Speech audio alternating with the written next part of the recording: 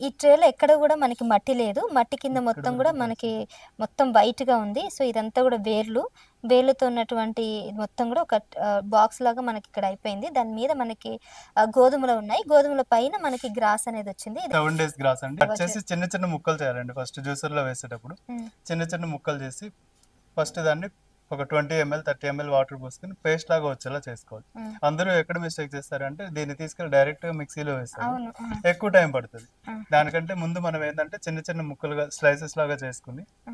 మనం ఒక 100 ML juice కావాలి అంటే హ్మ్. 30 గ్రామ్స్ గ్రాస్ అయితే యూజ్ చేసుకోవాలి. హ్మ్. ఆ 30 గ్రామ్స్ మార్నింగ్ అండ్ ఈవినింగ్ తీసుకుంటే వీళ్ళకి ఎటువంటి ప్రాబ్లమ్స్ ఉన్నాయో, ఏవైతే రిజల్ట్స్ ఉన్నాయో హిమోగ్లోబిన్ కానీ, హ్మ్. ఆటోఇమ్యూన్ డిజార్డర్స్ కానీ, లేదంటే షుగర్ కానీ ఇటువంటి వాళ్ళందరూ కూడా మినిమం 30 గ్రామ్స్ తీసుకోవాలి. 60 గ్రామ్స్ వరకు తీసుకోవచ్చు పర్ థైరాయిడ్ డే. ఉన్నవాళ్ళు వాడొద్దని విన్నాను నిజమేనా? లేదండి. హ్మ్. ఇప్పుడు నేచురోపతి డాక్టర్స్ ఎవరైనా గానీ హ్మ్. థైరాయిడ్ కూడా తగ్గుతుంది